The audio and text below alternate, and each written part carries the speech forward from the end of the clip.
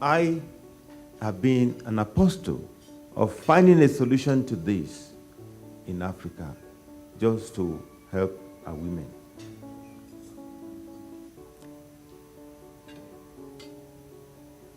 So, you will see that infertility is a problem that affects many people. And they believe that without having children, their lot is gone. They have no solution. And there are subsequent problems that follow this. You will see that in many cultures, childless women, they suffer discrimination, stigma, they are ostracized, they are not part of the society. The sense of lawlessness, and many of them, as you've seen, are banned from even attending any meetings. Family meetings, they have no say. Relations of these people, they have the same problem, that the sense of belonging is no longer there. And the global picture says that there is disrespect. In fact, the younger woman that has a child, the older woman now will have to start to worship the children of this younger one. And that is the level of disregard that they give to this. You've talked about the story of Uganda and so many other cases. Now, you can now see so many broad perspectives of this problem, that it is a situation that continues, and WHO has now taken a cue from United Nations that infertility is a human rights issue. That is, every human being, male or female, has the right to have a child. And as a result of this, we must, all stakeholders, the professionals, the health ministries, the pharmaceutical industries, must come together to address this issue. And that is why the campaign by Merck is a very, very admirable one. And I think Merck Pharmaceutical deserves a big round of applause from all of us for this effort.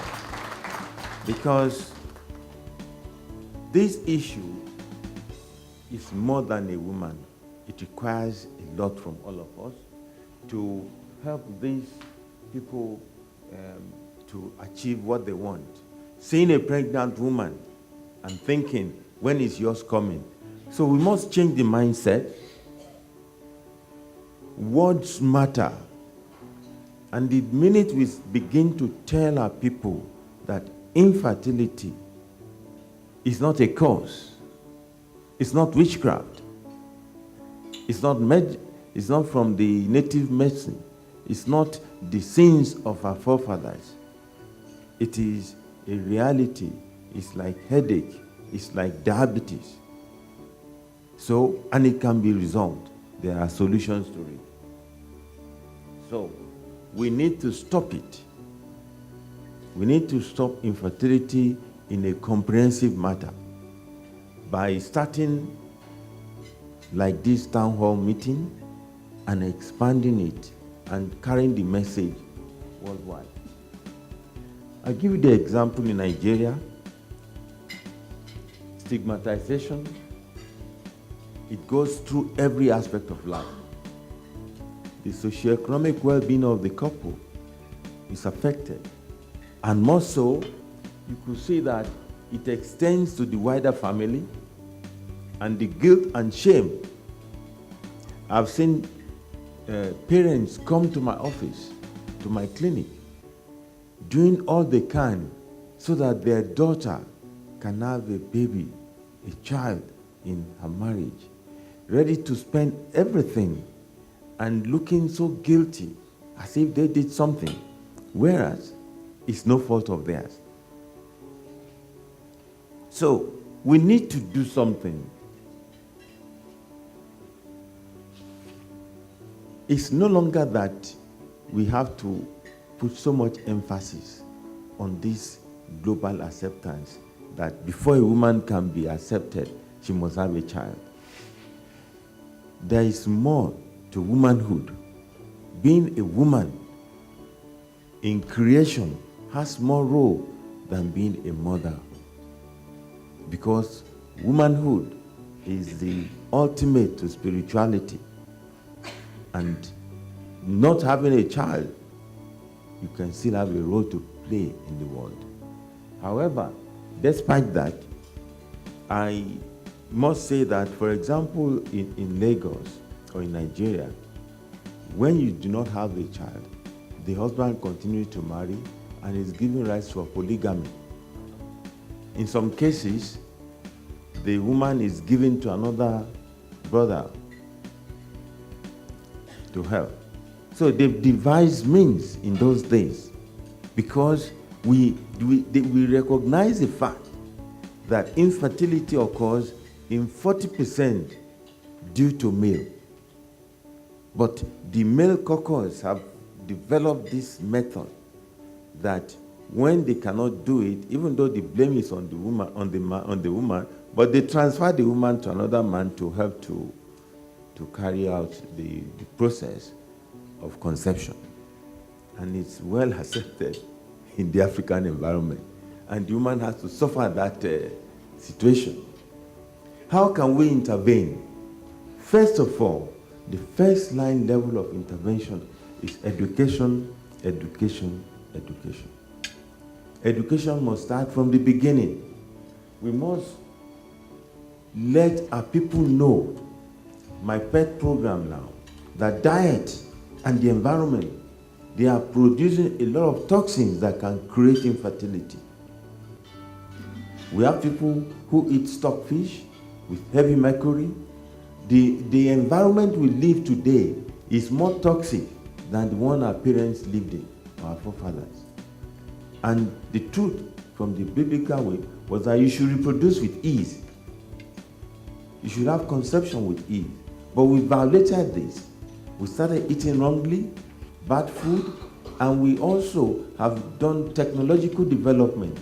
Pesticides, X-rays, and all these things are having effect on the sperm, killing the sperm.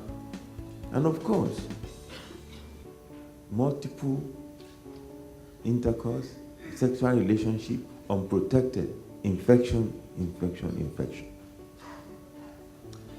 I always tell people that I talk to in secondary schools that the first sign of infection is not the discharge, it's pain. So once there is pain, then you need to see a doctor. Don't wait for the discharge, because early diagnosis, early treatment will prevent the blocked tubes or the damaged sperm cells. And another one that is very common, which is not known, mumps will cause permanent testicular damage, mumps or otitis.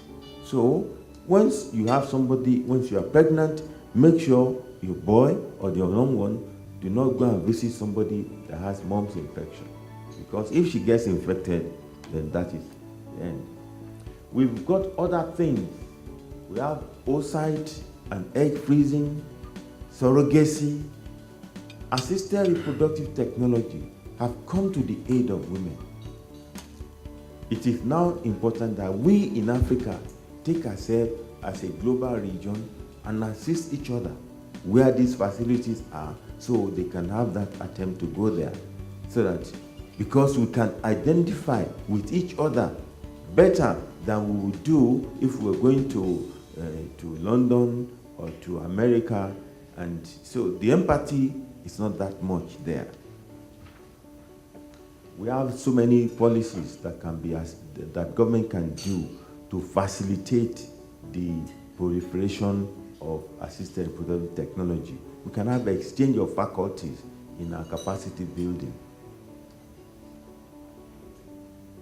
I also say that the intervention cannot be one way. It has to be holistic, starting from the community, educating the community, from school, the problems of infection, the dangers for it, and the use of protected intercourse, using condoms, and then taking it, early diagnosis, early recognition of problem, and then when you have it, you treat it. And so many things have been done in that level. I will say that the lifestyle is important.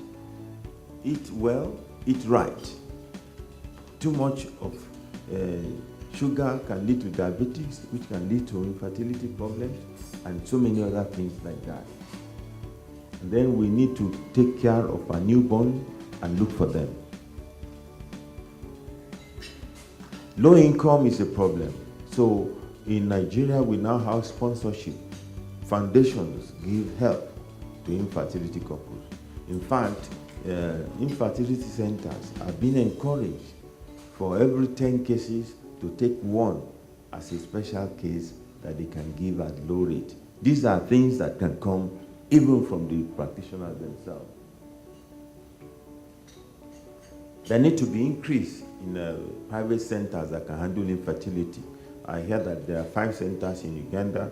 There are many ways you can multiply that process. You can have a central command, and you can have satellite centers that can also help in doing this. And then one man can help in proliferation this. I will go through this rapidly about the toxins in the environment, transmitted diseases, and just to introduce to you the assisted reproductive technology, which started because of the work of Steptoe and Edwards in 1976 in London. They had the first test tube baby, and then it progressed there until we were able to have the same thing in '84 in Africa, in Nigeria. And we've also extended this to pre-implantation genetic diagnosis, because many families suffer when they have no boy in their family. They can't inherit any family. So we address this by being able to select the sex of the husband, of the baby. And we've also used this for sickle cell diseases, because AS couple, when they marry, they get to prevent sickle cell. So we use this method to isolate it. And we can select a male child on the left and a female child. We can select those embryos and transfer them into the patient. So we've done so many cases, over 75 cases so far, and these are the results we have. They're very encouraging. We've had significant success. Many babies born. People who want female child, we've been able to help them, and those who want male, we've been able to help them. And those who want sickle cell separation, we've been able to do so. And lastly, to say that we've helped couples in Nigeria and in Africa. People are coming from all over the world to our center. And the driving force for you to care for infertility is that you must recognize no superiority in mankind other than goodness. Because if we all aspire to be good, this world will be a good place for all of us. Thank you.